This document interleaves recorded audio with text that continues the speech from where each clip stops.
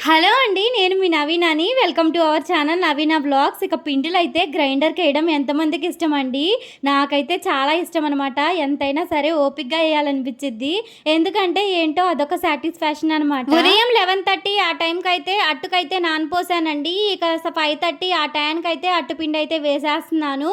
మా వారైతే చాలా రోజుల మించి అట్టు కావాలని అడుగుతున్నారండి. కాకపోతే నా దగ్గరైతే స్టోర్ బియ్యం లేక ఇన్ని రోజులు వేయలేదనమాట. ఇప్పుడైతే ఇక వేసేసాను. రేపైతే ఇక మా వారికి పండగే అనమాట. అంతే కదండీ! మనం ఎన్ని టిఫిన్‌లు పెట్టినా, పంచభక్ష పరమాణాలు పెట్టినా కూడాను మనకిష్టమైన ఐటెమ్ ఏదన్నా నోటికి తినాలని అనిపిస్తూ ఉంటుంటే, అది తప్ప ఇంక ఏది చేసినా గూడా అంతగా నచ్చవనమాట. అదే చేశామంటే ఇక ఎంతో బాగా అనిపిస్తది. నేనైతే ఇక యూట్యూబ్ వీడియోస్ చేస్తున్నానని చెప్పేసి ఇక తెలిసిన వాళ్ళు ఒక్కొక్క విధంగా అనుకుంటూ ఉంటారు కదండీ! ఏమన్నా తప్పుగా అనిపిస్తుందా? నాకైతే అస్సలకి అర్థం కావడం లేదు. చేసే వంటలు, చేసే పనులే కదండీ పెడుతున్నాను. ఎళ్ళే ట్రావెల్స్ ఏమన్నా పెడుతున్నాను.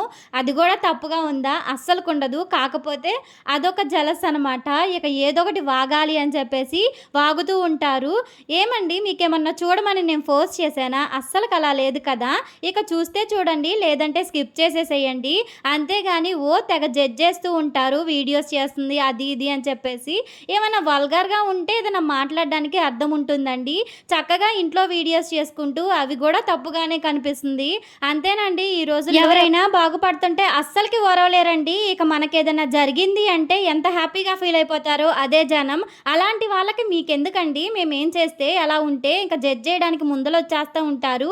ఇక ఇక్కడైతే మా మావయ్యకి, మా హస్బెండ్‌కి అయితే ఇక్కడ కాఫీ అయితే కలిపిచ్చేస్తున్నాను. ఆల్రెడీ డికాషన్ అయితే మార్నింగే కాసేసానండి. నేనైతే ఇక మార్నింగే కాఫీ అయితే తాగేసాననమాట. రోజుకి ఎప్పుడైనా సరే ఒక్కసారే తాగుతాను. పద్దాకలైతే అస్సలకి తాగననమాట. ఇక ఒకసారి మార్నింగ్ అయిపోయింది కాబట్టి ఇప్పుడు తాగట్లేదు. ఇక మా వారికి, మా మావయ్యకి అయితే కలిపిచ్చేస్తున్నాను. ఇంకా నా యూట్యూబ్ సంగతికొస్తే అసలు మా వారికే లేని బాధ మీకేంటండి అంతగా ఫీల్ అయిపోతూ ఉంటారు. ఆయన నా వీడియోస్ ప్రతి ఒక్కటి చూస్తూనే ఉంటారు.